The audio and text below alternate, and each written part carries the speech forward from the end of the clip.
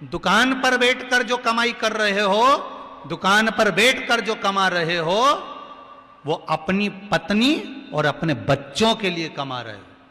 और इस पंडाल में बैठकर जो आप कमाई कर रहे हो, ये अपनी आप की कमाई है, जो अंत समय में काम आएगी। किसी दूसरे की कमाई नहीं, ये अपनी है। वो बीमा कंपनी का बीमा करवाओगे, रकम तुम जमा करोगे और माल मिलेगा तुम्हारी पत्नी और तुम्हारे बच्चों को। बोलो सही है कि गलत बात है? कोई दूसरे को मिलने वाला है? पत्नी का बीमा होगा तो पति को मिलेगा, बच्चों को मिलेगा। पति का होगा तो पत्नी को मिलेगा, बच्चों को मिलेगा। और जिंदगी भर जोड़ जोड़ के तुम मर गए, 500 रुपए जमा करके महीने की किस्त जमा करना है, बीमे की 500 रुपया, 800 रुपया करना है, 1000 करना है, 2000 करना है। जोड़ जोड़ के तुम मर गए और रकम मिली जगदंबा को। तुम्हें क्या मिला? एक बीमा वो जिसकी रकम तुम्हारे मरने के बाद तुम्हारी पत्नी और बच्चों को मिलती है, और एक बीमा ये ब्रज तारा कॉलोनी में पाठक परिवार द्वारा कैंप लगाया गया है, ये बीमा का कैंप है। इसमें आकर एक बार बीमा करवा लो, इसकी रकम किसी दूसरे को नहीं मिलती, मरते ही अपने हाथ में आ जाती है।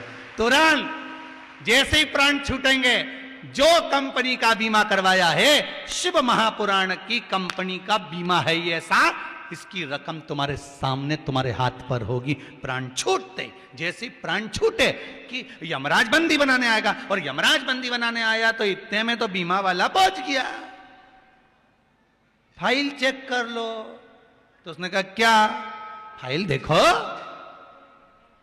कौन सी कंपनी का बीमा है।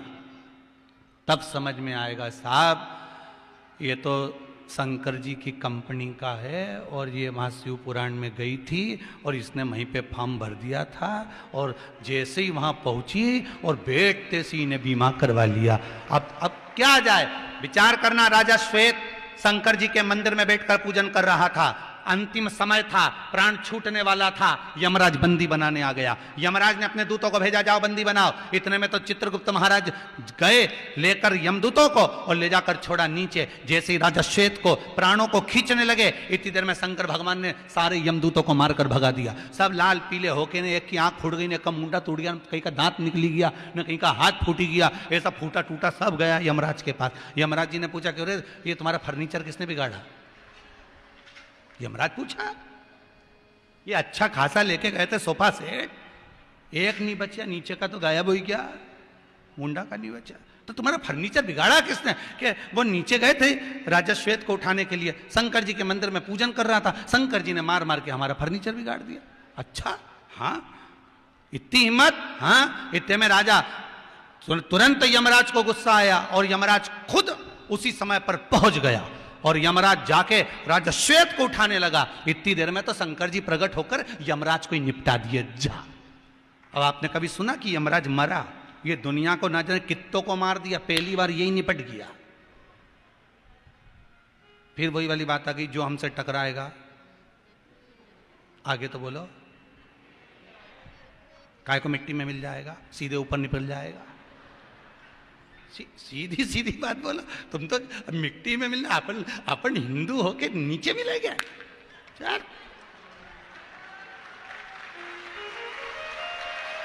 काय को मिले?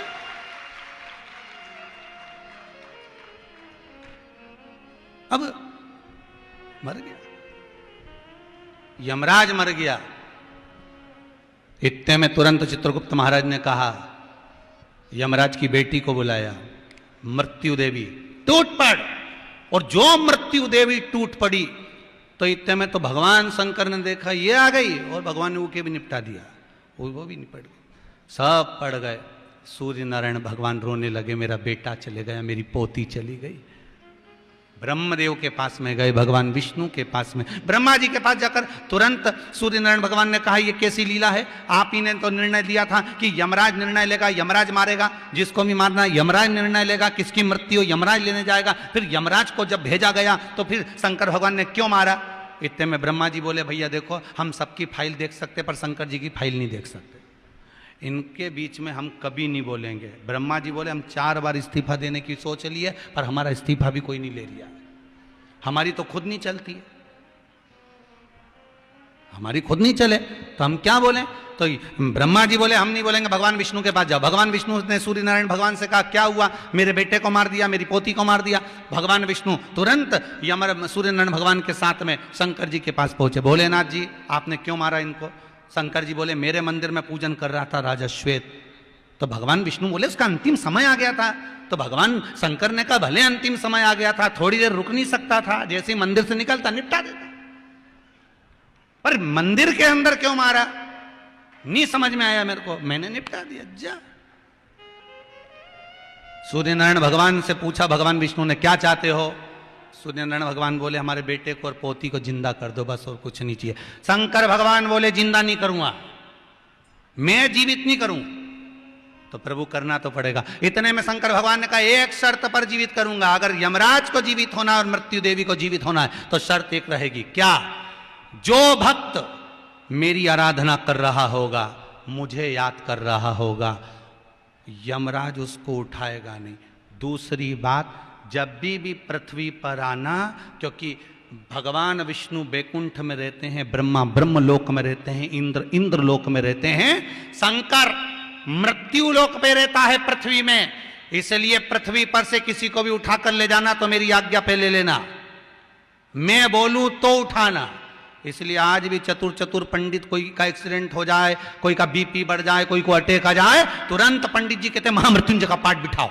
पंडित जी कभी नहीं कहते कि कनक धारा का पाठ करवाओ, श्री सूक्त कराओ, पूर्व सूक्त कराओ। पंडित जी कहेंगे महामृत्युंजय का पाठ करवा। क्यों? महामृत्युंजय का पाठ जैसे ही करना प्रारंभ करा, शंकर जी की दृष्टि इस पे पड़ गई तो यमराज की हिम्मत नहीं कि उठा कर ले जाए। और अगर यमराज आ भी जाएगा और इसको ले जाने लगेगा, इतने में शंकर भगवान कह देंगे इसके बाजू वाली को ले जा, पर इसको छोड़ जा, इसको लेके नहीं जाएगा, ये इसका भजन चल रहा। तो जितने भी कथा में बैठे तुम तो चिंता मत कर, जोरी अब तो खजूर वाली चोटी बनाई ना तो जोरदार फिर, और बिल्कुल चिंता मत करना। मेरो क्या तो करेगो यमराज, जब गुरु मेरो समरथ है। क्या करेगा यमराज? मीराबाई से लोगों ने पूछा क्यों फूले इतनी, क्या तो मिला जो तू फूलोनी समा। क्या मिल गया तेरे को? बहुत कुछ मिल गया, वर दे दिया ब्रह्मा जी ने, भगवान शंकर ने, उड़ गए यमराज और उड़ गई मृत्यु देवी। तो यहां तो मृत्यु भी टल जाती है शिव की उपासना से।